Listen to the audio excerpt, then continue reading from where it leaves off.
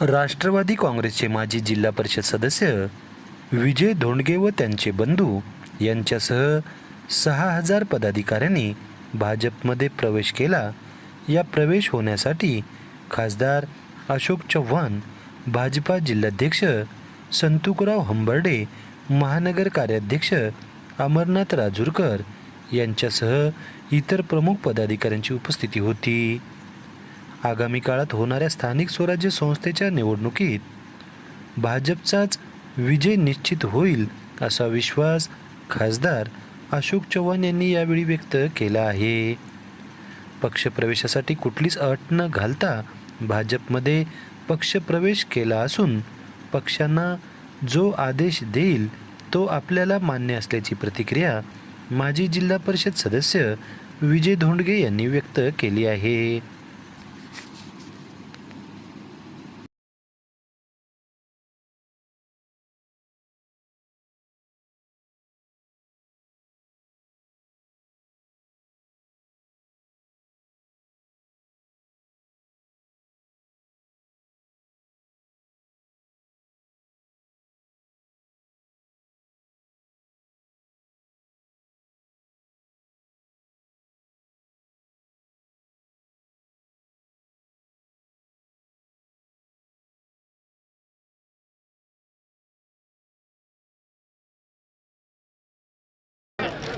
Sir आज पक्षप्रवेश झाला, कोणाकोणाचा पक्षप्रवेश झाला, किती भाजपला लोक इथं असं आहे की धोंडगे, विजयराव धोंडगे, ॲडव्होकेट धोंडगे परिवारातील 3 सदस्यांनी या ठिकाणी भाजपमध्ये प्रवेश केलेला आहे आणि हा मोठा प्रवेश मानला जातो. कारण या तालुक्यामध्ये सक्षमपणे धरळीचे कार्यकर्ते म्हणून त्याचं नावलौकिक होता.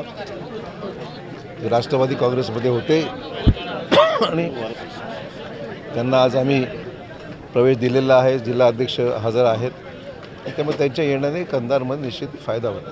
सर विधानसभेनंतर आपण पाहिलं तर सातत्याने तुमचं लोहा आणि कंधारवरती जास्त लक्ष दिसतं. या मतदारसंघामध्ये खूप मोठ्या प्रमाणात प्रवेश घेतले जात आहेत. सगळ्याच मतदार जिल्ह्यामध्ये सर्वत्रच नांदेड शहरामध्ये प्रवेश आणि सगळ्या जिल्ह्यामध्ये पक्षाने मोहीमच हाती घेतलेली आहे.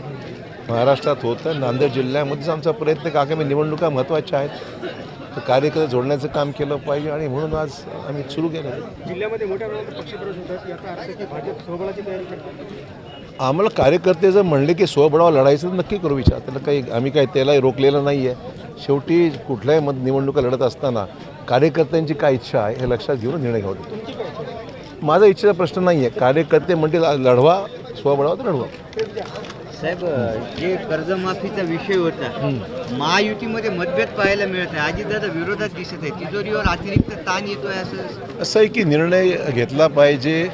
जे निर्णय अर्थात त्याला अंतिम निर्णय मुख्यमंत्रीच घेतील आणि त्यामुळे अजित पवारांनी अर्थमंत्री या नात्याने काही त्यांच्या कल्पना असतील, ते मला कल्पना नाही, परंतु राज्याची आर्थिक परिस्थिती आणि मुख्यमंत्र्यांचं एकंदरीत त्याच्यामधली ही चर्चा होणं निर्णय होईल. तसं काही मतभेदाचा पेशा नाही आहे. पण बघता मी माझ्या प्रास्ताविक भाषणामध्ये आपल्याला सांगलो की बाबा देशामध्ये आदरणीय नरेंद्र मोदी साहेबांच्या नेतृत्वाखाली आणि राज्यामध्ये महाराष्ट्र राज्याचे कर्तव्यदक्ष मुख्यमंत्री देवेंद्र भाऊ फडणवीस यांच्या नेतृत्वाखाली आणि जिल्ह्यामध्ये माजी मुख्यमंत्री अशोकराव चव्हाण साहेबांच्या नेतृत्वाखाली भाजपाचे विचार आणि भाजपाचा जो कार्यक्रम आहे, सर्व तळागाळातील जनतेपर्यंत ज्या योजना 2014 ते 24पर्यंत अनेक योजना मी माझ्या भाषणामध्ये आपल्याला सांगितल्यात की सर्व योजना जन्मापासून ते मृत्यूपर्यंतच्या योजना,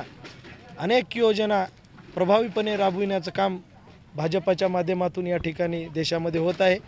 म्हणून येत्या काळामध्ये भाजप हा देशाला सक्षम करणारा पक्ष आहे, म्हणून भाजप निवडण्याचं या ठिकाणी आम्ही प्राधान्य देऊ. जो पक्ष निर्णय आम्हाला आदेश देईल तो आमचा राजकीय निर्णय राहील. पक्षानं काही आदेश दिल्यास आम्ही पाळण्याला या ठिकाणी सक्षम आहोत. आमच्यासोबत सर्व टीम या ठिकाणी हळूहळू आमचे माजी सभापती बालाजी पांडागळे असतील, नगराध्यक्ष माजी नगराध्यक्ष सूर्यवंशी असतील, गजानन सावकार, शरद भाऊ असतील, उपनगराध्यक्ष माधव मुसळे असतील, ढगे असतील, सत्यनारायण मानुसपुरे असतील, आमचे माधवराव मुसळे असतील, आमचे सहकारी उत्तम चव्हाण असतील, असे असंख्य आम्ही सामाजिक क्षेत्रामध्ये या कंधार लोहामध्ये काम करणारे कार्यकर्ते, राजकीय क्षेत्रामध्ये काम करणारे कार्यकर्ते मोठ्या जोमानं या ठिकाणी भाजपामध्ये एक संघ होऊन पुढील काळामध्ये कंधार लोहा मतदारसंघामध्ये कंधार शहरामध्ये आमचे यन्नावर साहेब असतील, या ठिकाणी असंख्य लोहा शहर असेल, कंधार शहर ग्रामीण भागामध्ये संपूर्ण मतदारसंघामध्ये जी आमची फळी तयार होत आहे, एक टीम तयार होत आहे, एक टीमवर्कचं काम आम्ही या टीमच्या माध्यमातून भारतीय जनता पार्टीचं काम या ठिकाणी पुढच्या काळात आम्ही करणार आहोत. तुमची काय आट आहे का भाजपमध्ये प्रवेश